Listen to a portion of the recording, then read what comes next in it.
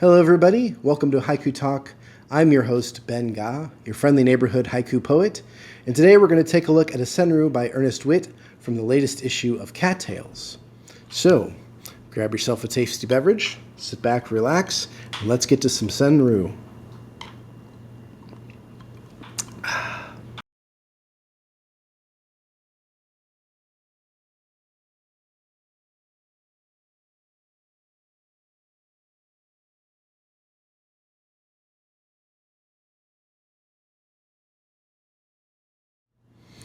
Okay, welcome back. We have a wonderful senryu here by Ernest Wit, which I think is very witty. Sorry for the pun on the last name. But it's one that just took me by surprise, put a smile on my face, and again, it's kind of what senryu are kind of known for. It's a little playful, and it has a nice twist at the end. That poem goes like this. A hot wind. I take her clothes off, the clothesline. A hot wind. I take her clothes off, the clothesline. As you can see, it's a very nice, fun, light poem. Kind of gives you a little bit of surprise there with that third line. I think you know where it's going, and then it throws you for a loop there in a very playful way. This poem does follow the fragment and phrase construct, where the first line, I would say, is the fragment of a hot wind. And the phrase is lines 2 and 3 together, I take her clothes off the clothesline. And let's go ahead and break this down line by line. That first line, a hot wind, definitely puts you in a place, in a state. And everyone has experienced a hot wind. Now, what's interesting is that when we get to the next parts of the poem, and with a little bit more context, you're probably going to be taken someplace different than you were thinking when you just get that line of a hot wind. I know when I think of just the line by itself, I go to a really hot bike ride here in the St. Louis area, right along the Mississippi River on a road called the Great River Road, which stretches from Alton, Illinois up to Grafton, Illinois. And for some reason, every time I've ridden that in the summer, it always felt like a hairdryer was being blown in my face, regardless of which way I was going. So that's kind of where I go initially with that first line, a hot wind. I'm taken somewhere very specific. And then we go to line 2, and suddenly where I went initially is completely thrown out. So line 2 is, I take her clothes off.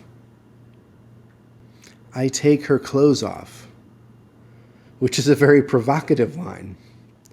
Especially now when you pair that with a hot wind, suddenly the heat and the hot takes on a whole different kind of connotation, because I take her clothes off is kind of a hot line, if you know what I mean.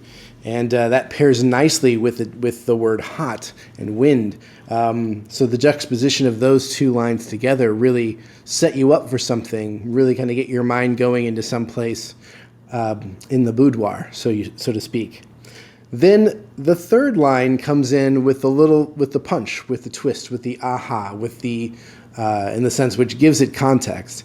Even though normally we think of, in a sense, the fragment in a fragment and phrase construct, the fragment giving the context. In this case, it really comes down to the second part of the phrase, and that is the third line of the clothesline. The clothesline. Man, did not see that one coming. And when you get to it and you read it, and that whole image now pops into focus, because I was taken on quite a ride from line 1 to line 1 and 2, and then to line 3. That once you read the last one, the whole moment is so obvious, but it allows you to go down other paths before it snaps into focus. And that's why these poems are so pleasurable to read, or can be very pleasurable to read, because you don't necessarily get the whole moment until you get to that last line, and suddenly everything comes into focus, comes into frame, and you're like, oh, wow, that's not where I thought this was going to be. That was pretty cool.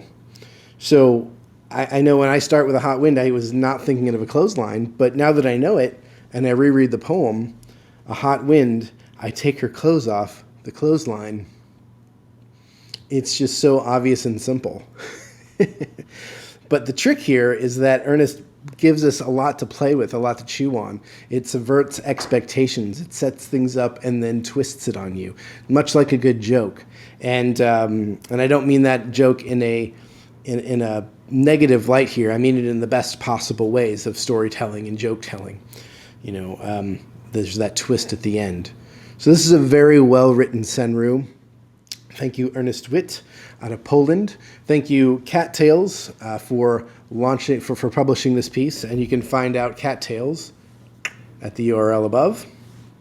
Do check them out. They have lots of different types of poems in each issue. I pulled from the senryu section. They also have haiku and haiban, a whole bunch of stuff. Check it out. You'll be glad you did. And thank you all for tuning in to episode 25 of Haiku Talk. It's been a fun journey so far, get from 1 to 25, quarter century mark. And thank you for tuning in and following along. If you haven't already subscribed, go ahead and subscribe to the channel. Ring the bell to get notifications when new episodes go live. And if you like this particular episode, please click the like button. So thank you very much. Until next time, peace and peace.